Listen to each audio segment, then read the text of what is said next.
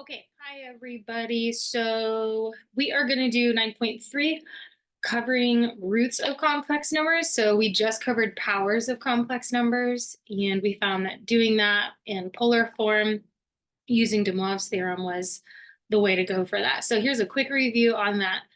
With real numbers, if we're talking about a cube root of a certain number is 6, so some unknown number x has a cube root of 6. So to figure out what x is, we would just cube the cube root to get the value of our number x, which is 216. We can do the same thing with complex numbers. So if I'm told a cube root of a certain number is 3 minus 4i, then to find out what 3 minus 4i is a cube root of, we would just reverse that by cubing it. For this, you would need to convert to polar. So you're going to do a lot of converting today, and that's going to continue through this entire lesson. So r would have to be the square root of 9 plus 16. So we've got the square root of 25. So we have our r value. Theta would be the inverse tangent of -4/3. And then we'll see if we need to add 360 or 180 or keep it how it is. -4/3. A lot of calculator work today too, so if you don't have that out yet, make sure you get your calculator out. I'm in radian, so I need to switch. And we've got a theta of -53. So that works because our point in rectangular form would just be 3, -4, which would be down here. So a rotation of -53.1 is good, but we want to get that to a positive value. So I'll add 360 and we get 306.9. Okay, so I have my r and theta. And then to get what the cube of that number is, remember de Moivre's theorem. So with r 5 and theta of 306.9. So if I'm raising that to the third power, that means I'm going to be raising 5 to the, third power. And then my theta value will just be 3 times 306.9. So that's going to be, r is going to be 125.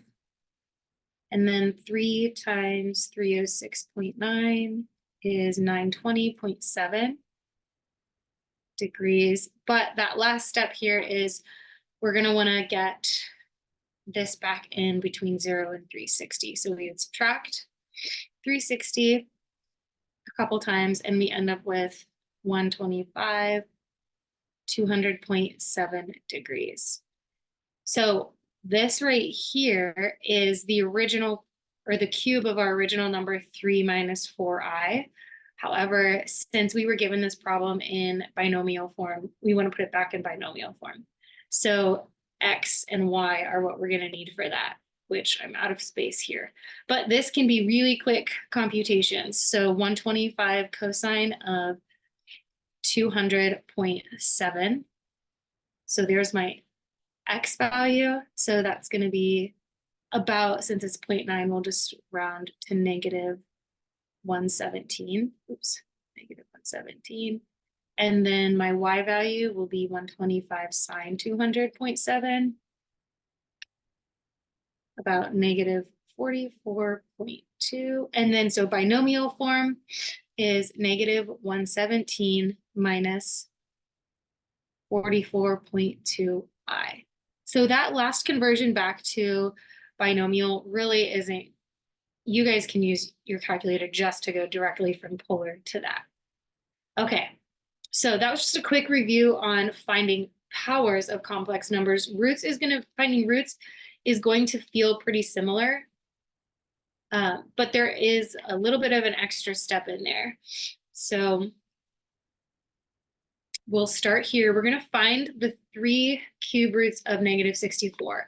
So if we think about a cube root of -64, this is something we could do on our calculator because we've got the cube root function and we can take the cube root of -64 and we get -4. So we know 4 cubed is positive 64, -4 cubed is -64. So we already know the cube root of -64. However, this is only one of 3. So there is only one real cube root of -64. So that means there's 2 other roots that we have not seen before, and we're going to figure out what those are. This number here, the first step is to write it in binomial form so that we've got our x and y, and then we still need to go to polar. So just like when we multiplied in polar form or find powers in polar form, we need to find roots in polar form as well. So this number in binomial form, or a plus bi, well, there is no imaginary part. So it's just -64 plus 0i, which in rectangular would just be -64, 0. Now we're going to convert that to polar so that when we find the cube root, we can just take the 1/3 power of it.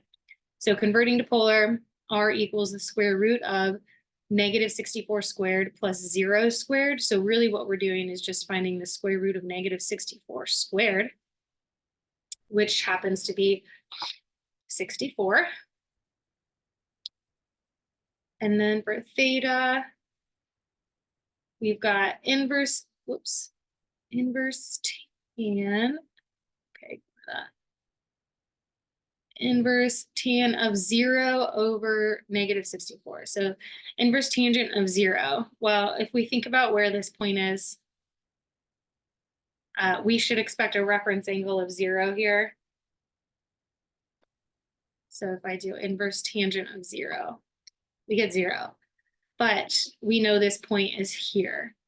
So that means instead of an angle of 0 degrees, we need to add 180 to that. So 0 plus 180. And so our theta is 180. And our R value is 64. Okay.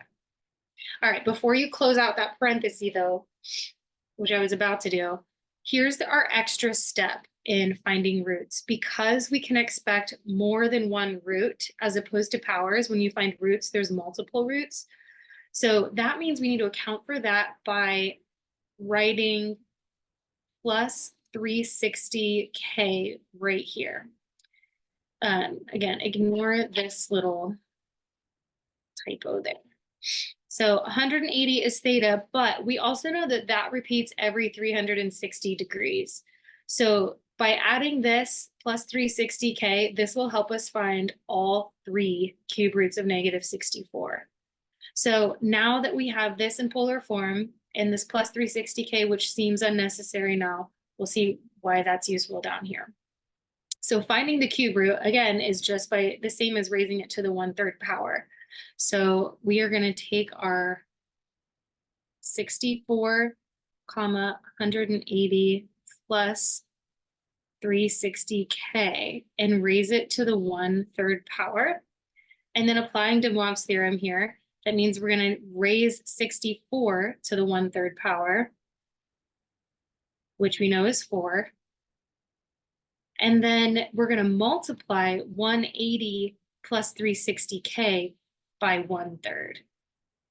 So that means we're basically taking 180 and dividing it by 3 to get 60 degrees plus 360 divided by 3 or times 1/3, which is 120k. So what this means is while our polar value repeats every 360k, its cubed roots are generated every 120 degrees. So when we go find all 3 of our cube roots now, they're all going to be 120 degrees apart.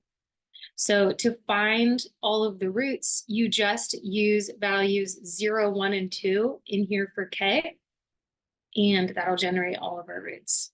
So for k equals 0, this will generate the root 4 plus 60 degrees plus 0. So our first root is just 4, 60. The second root is generated by using a 1 in for k.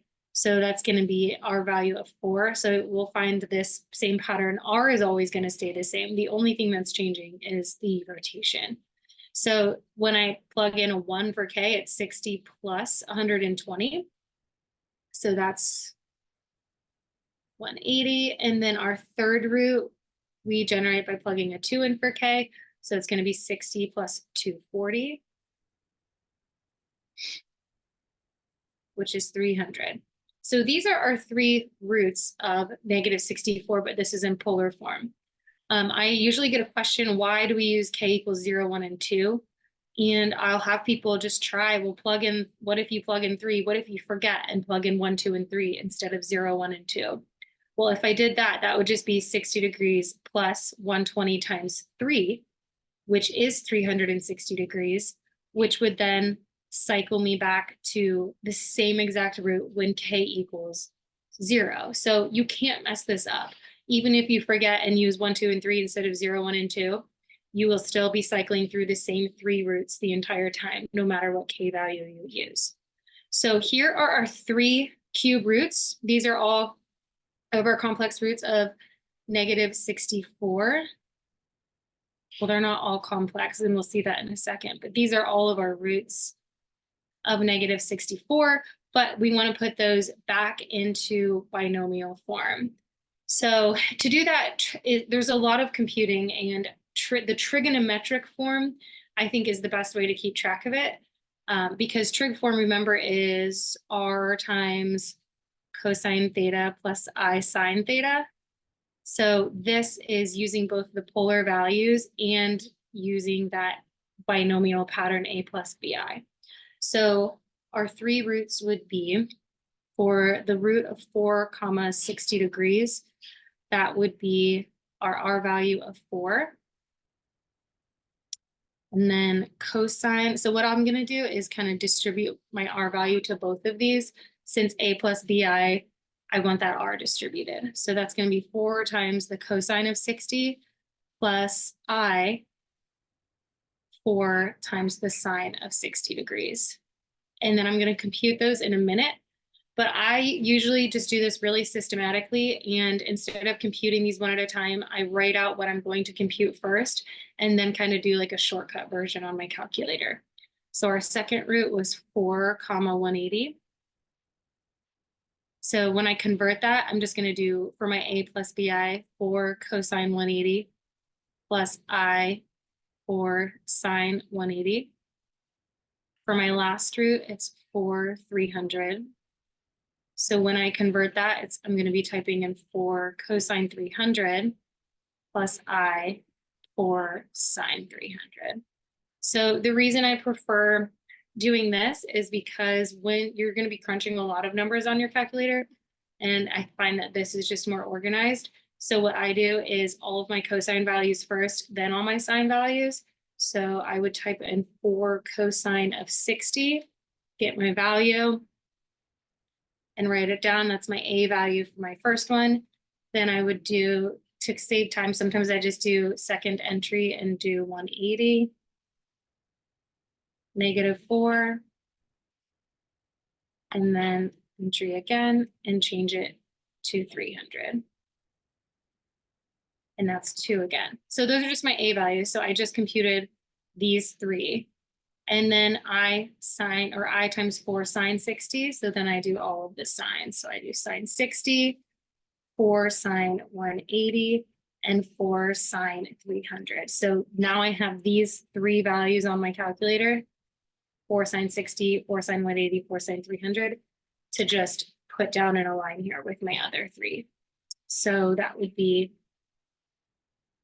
this one is plus 3.46i.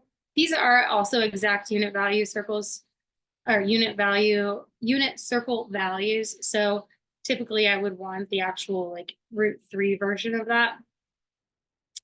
Sine of 180 is 0. So this is our original cube root that we knew in the very beginning when we were just looking at what is the cube root of -64. We knew that one of them was going to be -4. So that's where that -4 shows up. And then this one is minus 3.46i. So these are all of the cube root, or yeah, the cube roots of -64, where up until now, we've only seen that real cube root. So that's the process for finding roots of a number, including all of the complex. This last part is pretty neat. And it's what happens when we take our 3 roots and plot them on a polar grid. So our polar version is up here. So we're going to plot all 3 roots on a polar coordinate system and see what happens geometrically. So we've got 4, 60. So we've got 60 degrees here. And 1, 2, 3, 4. Our next one is 4, 180. 1, 2, 3, 4. And then 4, 300 should be right here. So the 3 roots, when we plot them and connect them to form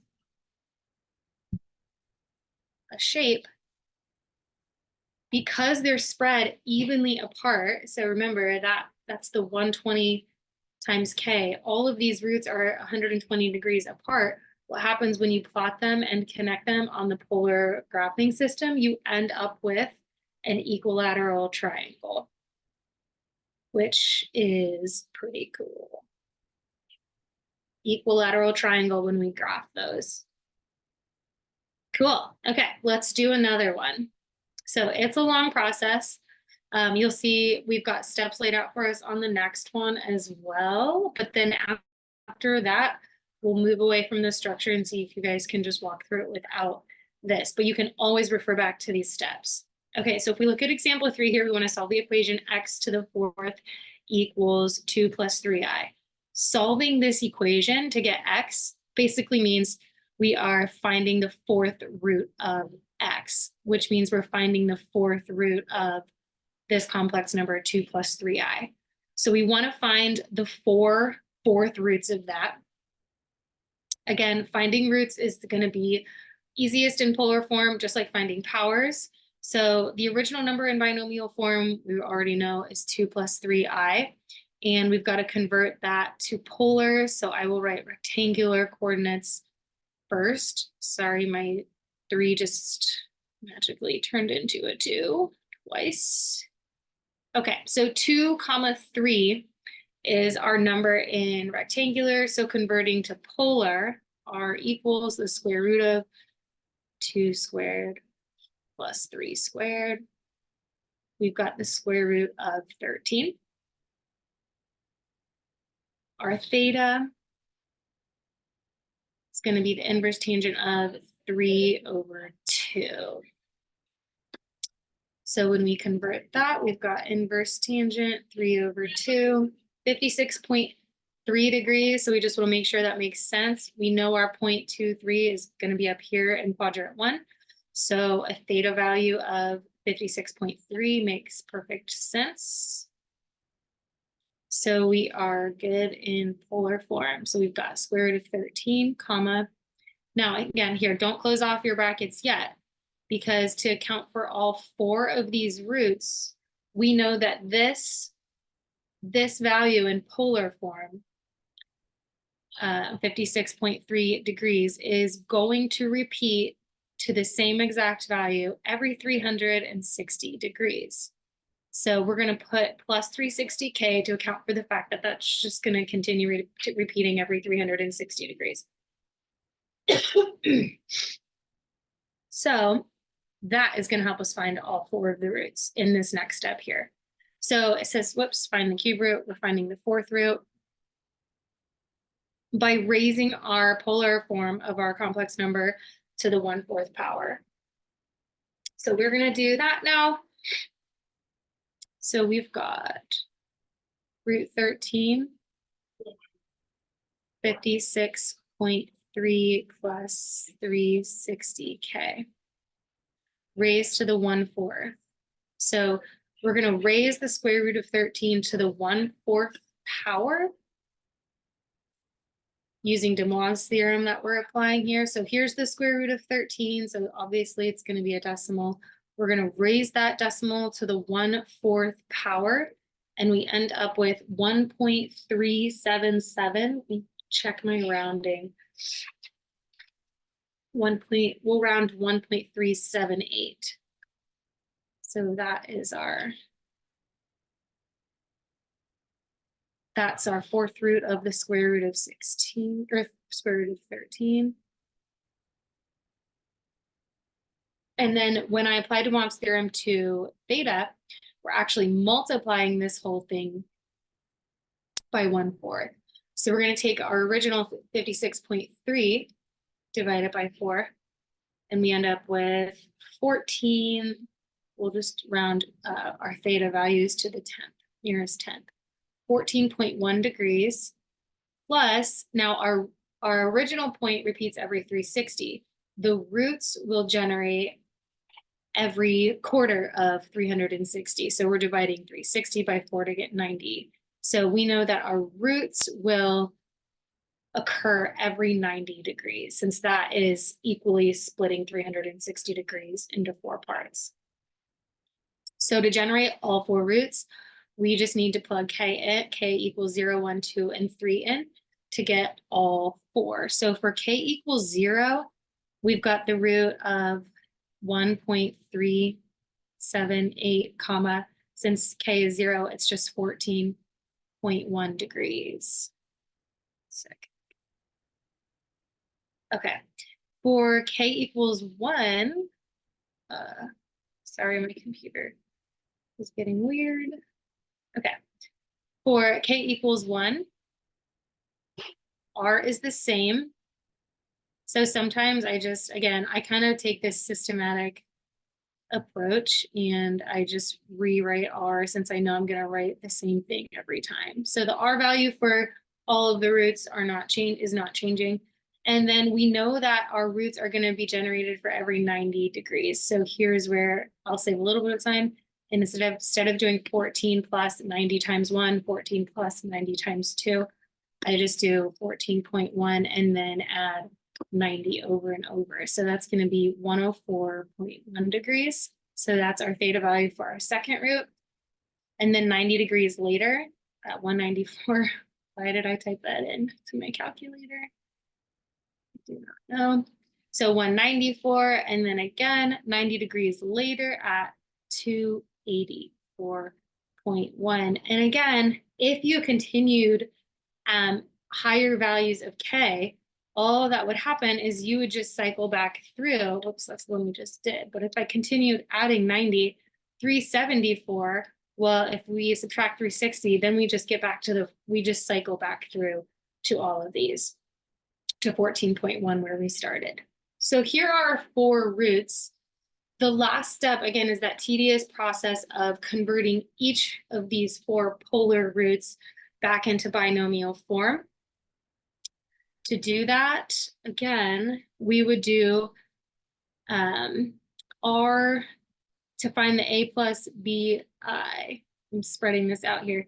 It would be r times cosine theta plus I r sine theta for each of these 4. So I usually write these out to stay organized, and then I start crunching all the numbers. So this one's going to be 1.378 cosine of 14.1 degrees plus I r 1.378 sine theta, sine of 14.1 degrees. So beyond this first one, I typically just work in columns. So my second root here, the r value is going to be the same every time, 3, 7, 8, and it's the cosine every time. So a lot of times if I'm making an answer key or something, I just kind of work down the column like this. And then I go ahead and fill in all my r values. So, or my theta values, 104.1, 194.1, 284.1. And then same thing with my b values that are going to be generated. got an I out front of all of them since it's the complex part or the imaginary part. And then we have our R value, 1.37. Oops, 378. And then the sign of all of our values, 1.378 sign, 1.378 sign, and then I fill in my theta. And 284. Okay. So to compute each of these, again, I do the real part first, and that way I'm just kind of re-entering the cosine function value, and then I do the imaginary part second. So I'm just going to start doing that right now. So 1.378 cosine of 14.1. Then I'm going to hit second entry and change my theta to 104.1. And I continue with second entry.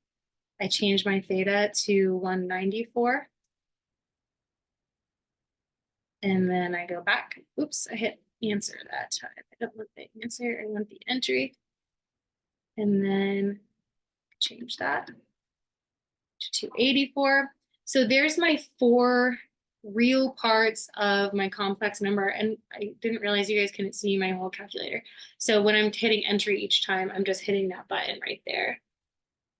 Okay, so I'm not going to clear those out because now I'm going to write down those values for the real part of each of my 4 roots. So 1.336, negative 0.336, negative 1.336, and 0.336.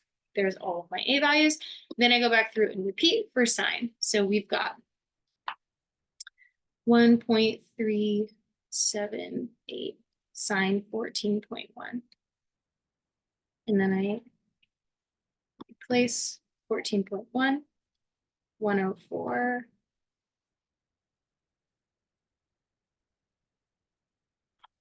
replace again with 194, replace again with 284. So now I've computed all 4 of these B values. So you can see these decimals all look very, very similar. That's why I write all of these out, just because there's so much to keep track of with all the values we're computing, and they're also similar. So that's my advice, is to write them out. Okay, so here's my coefficients for the I in my imaginary part for each one. So that's plus 0.336I, plus 1.336I, minus 0.336I, minus 1.336I. So in this case, we can see these are all very similar to each other. They're not quite the conjugate of each other every time. And we can talk more about that in terms of patterns and what to expect. You will sometimes get roots that are perfect conjugates of other roots. It just depends on your original complex number that you're working with.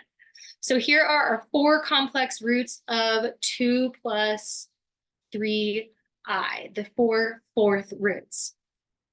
Just like last time, we want to see what this looks like geometrically. So we're going to actually graph all of these as well. So we need to look back at our polar form of those.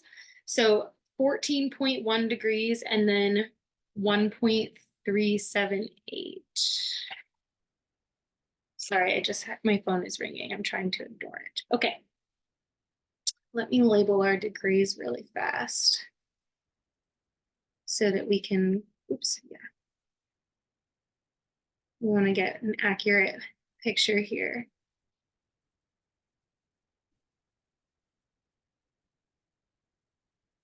300, 330, okay. So our first one is 14.1 degrees, 1.3 I'm going to scale by 1/2. So that's 1 and that's 2. Okay, so my first root here, 14.1 degrees. That's like, see all of this. So 14.1, that's a little less than half of 30. And our R value of 1.378. So that's 1.5. So 1.3 is going to be about right. Oops, 14 degrees probably right there. So there's my first root. The second one is at 104 degrees, 90, 120. 104 is probably roughly right there. 1.3. So there's 1.5 here. Okay, so about right here.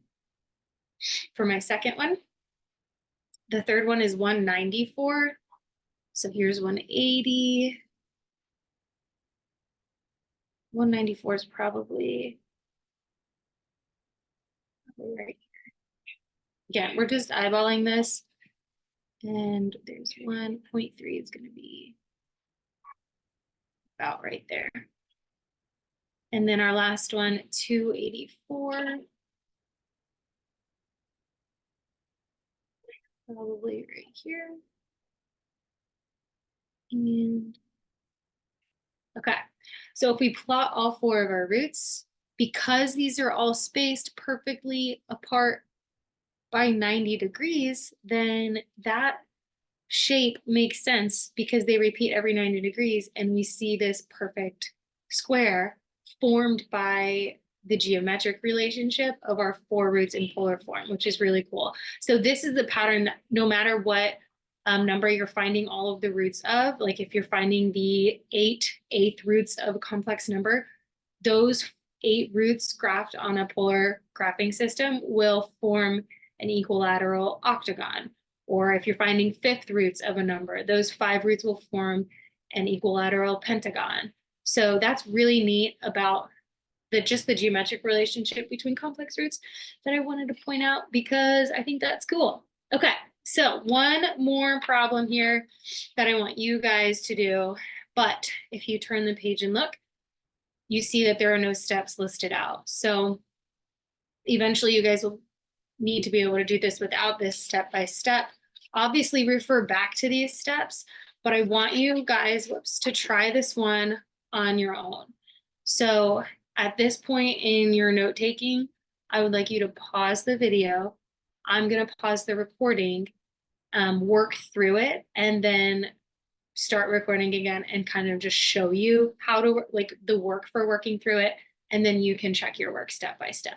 So pause your video now and I'll see you in a second.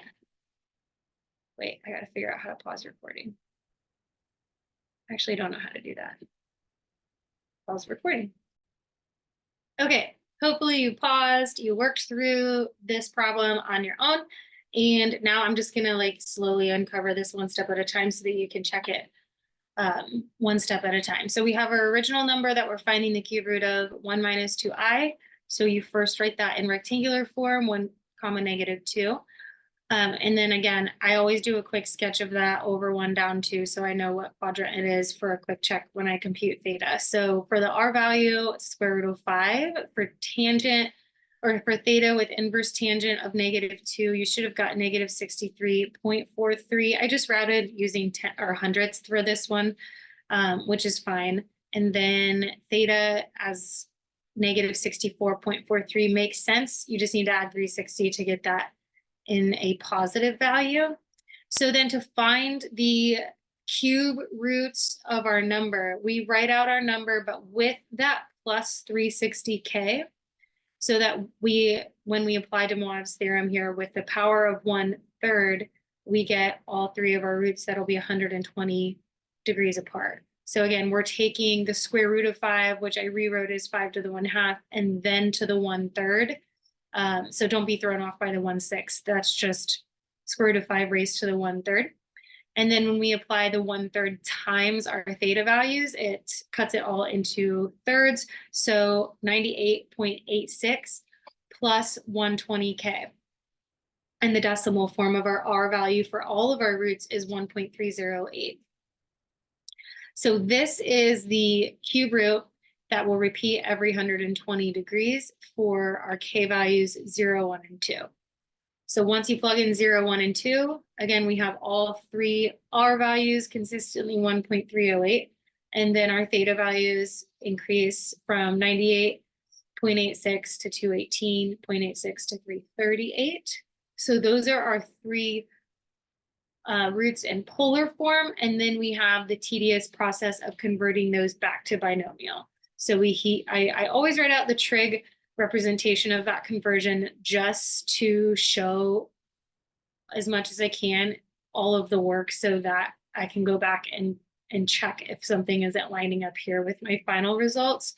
So again, in the very end, you should have ended up with these three complex roots of our complex number.